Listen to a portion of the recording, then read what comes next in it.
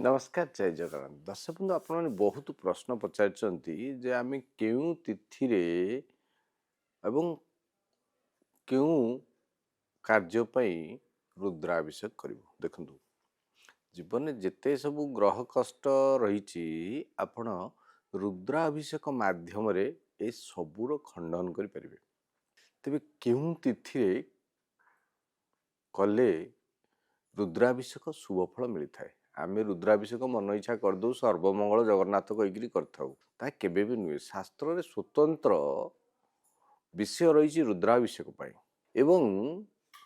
शिवंकर कृपा लाभ करने माँ पार्वती कृपा लाभ करने प्रभु गणेशंकर कार्तिकेयंकर नंदींकर तार गोटे स्वतंत्र दिन रही दिनचर्या भी रही जदि आपण यही भाव अभिषेक करती तेज निश्चय आपन को सफलता मिल रुद्र अभिषेकर फल अद्वितीय एवं कौन सी ग्रह कष्ट पड़े आम रुद्राभिषेक करते आसतु जाना क्यों क्यों तिथि रे रुद्राभिषेक करवा उचित क्यों क्यों तिथि रे करवा उचित नुहे प्रथम आसतु जाना क्यों क्यों तिथि रे रुद्राभिषेक करवा उचित नुहे एवं शिवंकर बास अनुजाई रुद्राभिषेक करा जायଥାଏ तेज जदि विचार करबा आमे कृष्ण पक्ष एवं शुक्ल पक्ष दुई भाग में विभक्त करा जायछि शिवंकर जेतबेले श्मशान रे बास थाए सेई तिथि रे रुद्राभिषेक करबा मना तथा सप्तमी एवं चतुर्दशी कृष्ण पक्ष रे श्मशान रे बास से कारण रुद्राभिषेक करबा निषेध से भली भाव रे शुक्ल पक्ष रे प्रतिपदा अष्टमी और पूर्णिमा शुक्ल पक्ष रे प्रतिपदा अष्टमी पूर्णिमा रे देवदेव महादेवंकर बास श्मशान रही एही दिन को अभिषेक पाई वर्जन्य कराई कारण एतरा शुभ फल मिल न थाए से भली भाव रे क्रीड़ा स्थल रे क्यों क्यों तिथि रे क्रीड़ा स्थल रे रहिले अभिषेक करबा पाई की बारण करा जाय थाए यदि कृष्ण पक्ष देखिबा तृतीया दशमी और शुक्ल पक्ष चतुर्थी और एकादशी शुक्ल पक्ष रे चतुर्थी एकादशी कृष्ण पक्ष रे तृतीया दशमी ए दिन को मध्य बाद दबा उचित रुद्राभिषेक पे से भली भाव रे भोजन करबा समय रे अभिषेक करबा उचित न जो तिथि रे भोजन तिथि पड़ी तथा कृष्ण पक्ष रे षष्ठी त्रयोदशी एवं शुक्ल पक्ष रे सप्तमी चतुर्दशी ए तिथि को मध्य बाद देवा उचित तेबे क्यों क्यों तिथि रे आमे शुभ देवा उचित जदि विवाह पाई आमे अभिषेक करिबा तेबे पार्वती संगरे अर्थात कृष्ण पक्ष प्रतिपदा अष्टमी एवं अमावास्या जदि आमे विवाह रे विलंब होउची विवाह विलंब पई अभिषेक करूचंती कृष्ण प्रतिपदा अष्टमी अमावास्या एवं शुक्ल पक्ष द्वितीया और नवमी ए दिन मानक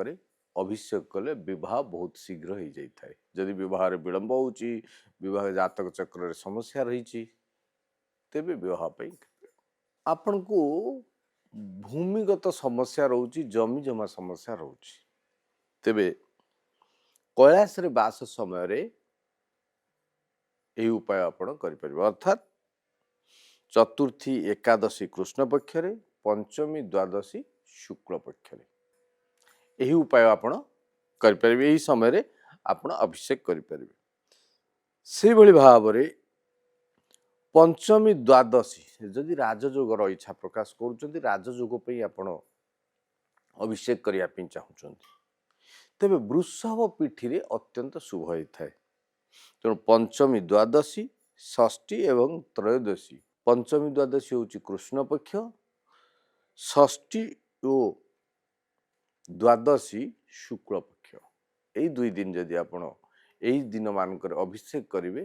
तेबे सर्व सुख प्राप्त हेबो एवं यही दिन मानक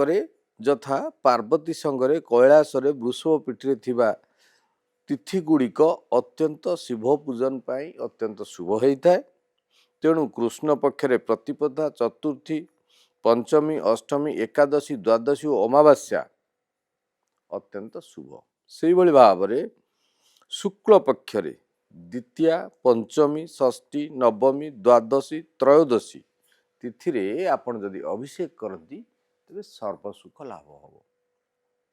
शास्त्र मते राशि नक्षत्र को विचार करी जदि रुद्राभिषेक करती तेज जो मैंने कहते बहुत पूजा कलु बहुत कहले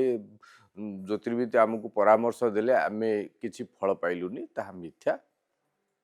एवं अभिषेक जदि निष्ठापर भाव में यही तिथि मानक करा जाए तेरे शुभ फल निश्चय मिल। जो मानकर संतान पाई मध्य इच्छा प्रकाश करुचंती से माने पार्वती संगरे मध्य